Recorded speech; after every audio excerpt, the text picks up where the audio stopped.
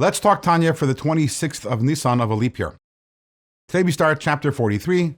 We devoted an entire chapter 42, to talking about Yiras Hashem, the awe for God. And today we're going to learn about the highest level of awe possible.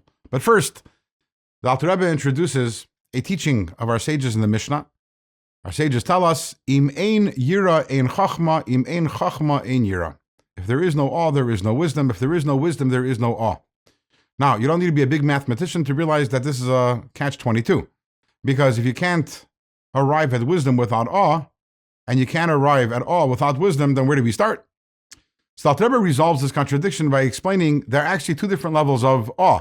So therefore, we say, Im ein yira ein chachma. First, you have to have the base level of awe, and that allows you to arrive at wisdom. And then after that, with the wisdom, you can arrive at the higher level of awe. What are these two levels of awe?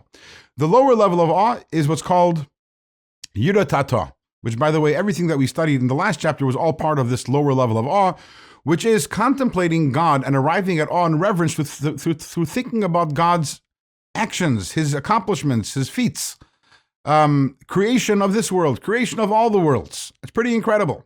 Now that sounds amazing, and it is an amazing level of awe, but ultimately, when we do that, we're actually shortchanging God, because then the measuring stick by which we measure God is the greatness of His accomplishments, and the truth is, God transcends all that. All of creation really to God is nothing, and actually to say that God's greatness is that He creates the world is really to miss the point.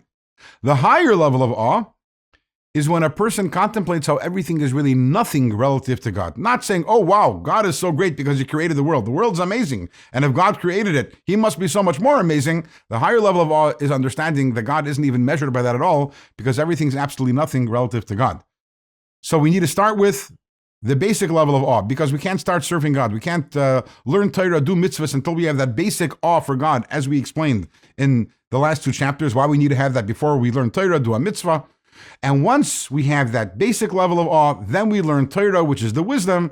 And once we have the wisdom, we can arrive at that higher level of awe, Yira Ilah, the higher awe, which is an awe for God Himself, not only because of what He has accomplished. Just like we have two different levels of awe, there are also two different levels of love of God. And here we have, first Alter Rebbe starts off by talking about the highest level, which is something which is attained only by the greatest tzaddikim, and that is called Ava Rabbah, tremendously great love. And that is a gift from God, is a gift that God gives to someone after they've completed their service and they're serving God perfectly. And obviously that includes also having yira, having awe. And it is a love which is characterized by pleasure, meaning it is an experiential love. It is a gift that God gives some people. They're able to actually experience this intimacy with God. So the two features of this love are, number one, it's a gift. It's not something which is earned, because you can't earn that experience. It has to be given as a gift. And number two, it is characterized by pleasure. Then there's a lower level of love, which is called Avas Olam, or the love of this world, because it's a love that derives from contemplating the world and the greatness of creation, and how everything in creation was only created by God and is nothing compared to God.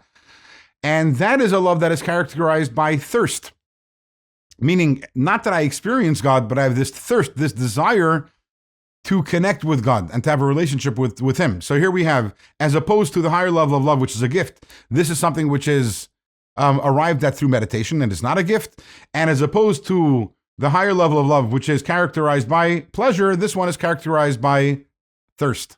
There's also a third difference between the higher level of love and the lower level of love, and the third difference, Alter Rebbe will discuss, God willing, in tomorrow's Tanya.